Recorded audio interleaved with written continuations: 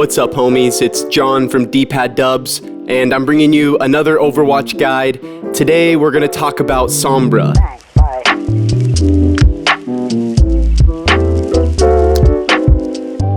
I want you to forget everything you've ever known about Night Stalkers. I'm going to reimagine the heroes who walk through the shadows. This is not a guide for those who want to play a damage god. If your life's desire is to laugh while your enemies are engulfed by fiery waves of pain, this is not your guide. Now, if you find pleasure in taking candy from babies or brain-hacking fanboys, this might be for you. Sombra has the potential to single-handedly collapse even the most well-polished teams. She also has the potential to be like a fly at a picnic who's just floating around your food. You know, not like a spy fly or a small explosive weapon, just a normal fly you swat with a magazine or unused hot dog bun. So it is of the utmost importance that you listen to my every word. Trust me, my words are gold. Number 1, Translocator Usage. So there's a few things to consider with Translocator. It's a versatile ability that's way more than a get-out-of-jail-free card. Use the Translocator to traverse maps like a Winston leap. Using the Translocator this way, you can push enemies off high ground. You don't need to kill the person up there, but if you're communicating with your team, you can send them running and reclaim that space for long enough so your team can make a push. High ground is also the preferred location to use Sombra's hack, especially when you're hacking main tanks. More on that later.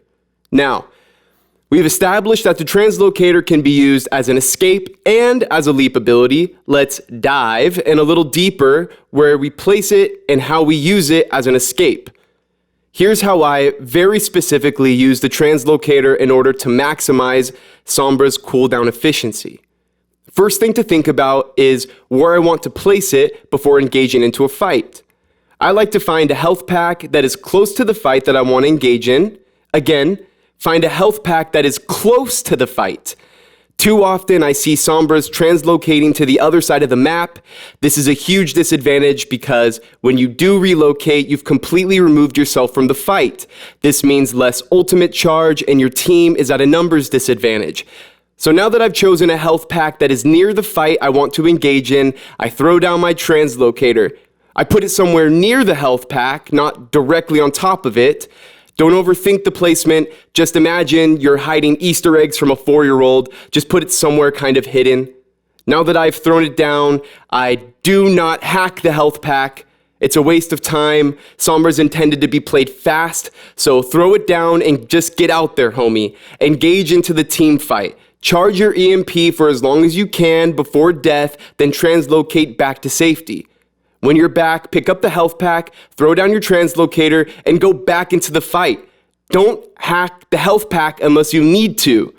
I'll go into hacking health packs later, but for now, just know, find a health pack, especially near the fight, throw down your Translocator, earn your ultimate until you're kissing death, translocate back, grab the health pack, rinse and repeat.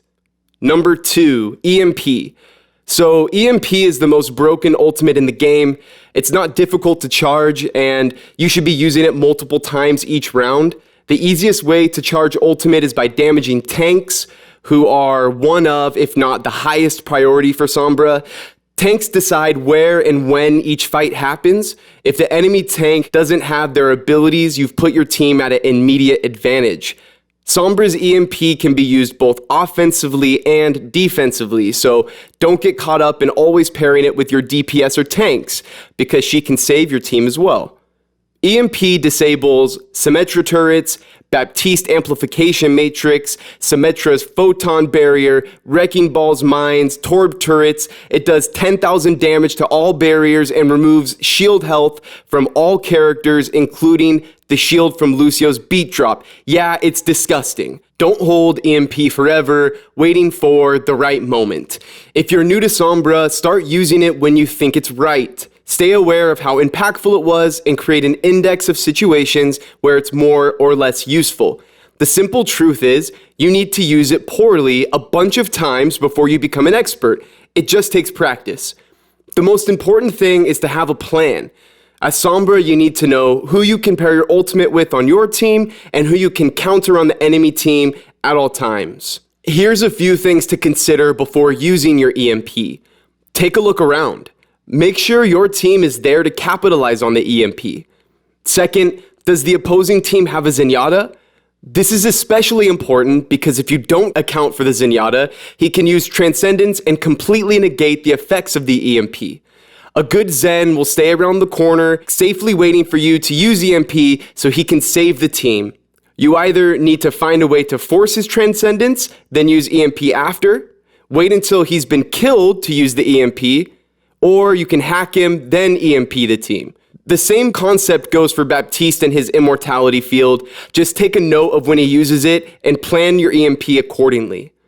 The next thing to consider is hack stacking. If you didn't already know this, when you EMP, there's a little check mark above the enemy's head. This indicates they have their ultimate. I like to find a character with their ultimate, preferably a main or off tank, then hack them again just before the effects of EMP wear off. Now they've been hacked for a devastating amount of time and they can't use their precious ultimate.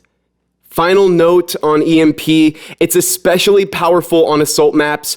I will die saying that assault maps are just well-timed ult pushes. Pair it with any offensive ults and watch the enemy team melt. Number 3, hack priority.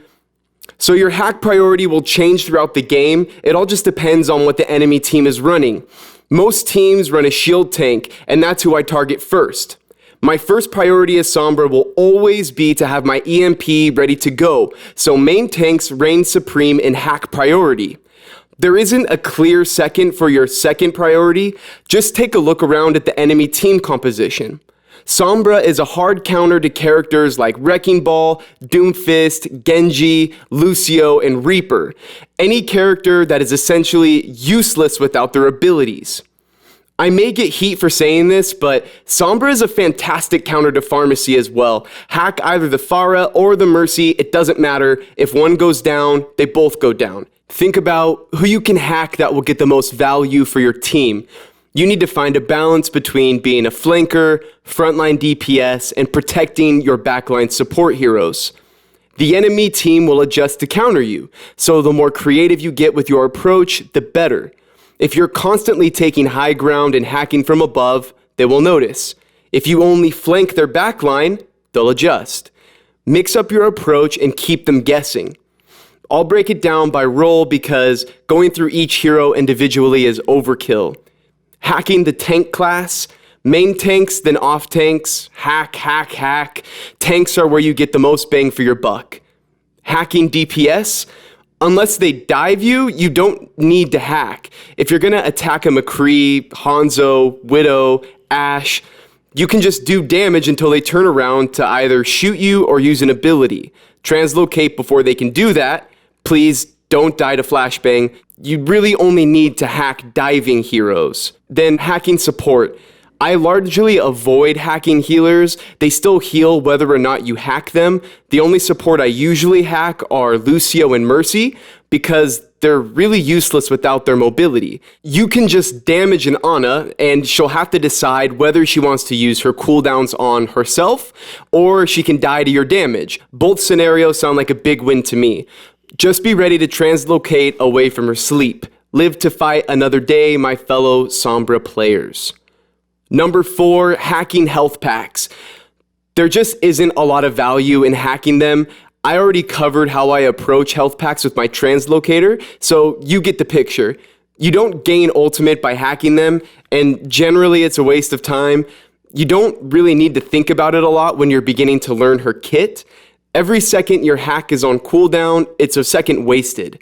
The only real way to get some value out of hacking health packs is by hacking the ones that are commonly used by the enemy team. This takes some knowledge of map layout, where the packs are located, and which paths are commonly used. In Season 20, there are a few maps to look out for with health packs that can be valuable to hack. On Temple of Anubis, both offense and defense, the health pack below the bridge on the second point is a huge help for the team. On the first point, I like the Mega on the high ground. It's an easy spot to set up, charge your ultimate. Disclaimer though, when you translocate, the enemy team can see the general direction you go, so you'll only be able to do it a couple times before they catch on and counter that move. On Volskaya, On the first point, the Mega Health Pack and the Small Health Pack next to the control point are commonly used. I find a lot of value in hacking those. On the second point, I usually only hack the Mega to the side just down the stairs. For King's Row, on defense, point 1, the health pack under the statue and the health pack in the hotel are really helpful. On point 2, I usually only hack the Mega by the stairs in the main room. And on the third point, I like to hack the Mega in the main room. Sombra is strong on control points. There are usually health packs littered around the point. Hack the enemy's health packs. It can help keep the enemy on their heels. Again, there isn't a ton of value in hacking health packs, but if you're smart about it, you can starve the other team. Number 5, heads up Sombra plays. I just want to tie everything together with a nice bow. Sombra is neither a flanker or a frontline DPS. She plays as both, and she should be used as creatively as possible. She is a utility belt and should be the greatest communicator on your team. At the very least, if you're a bad Sombra, you can still hard counter diving Genjis, Wrecking Balls, and Doomfists. Just chill in the back line, then hack when they dive. You're free to switch characters when the enemy finally realizes they're useless. Easy. If you want to take her to the next level, get used to holding onto her Translocator. You don't have to use it as an escape every time, and you don't have to throw it by a health pack every time.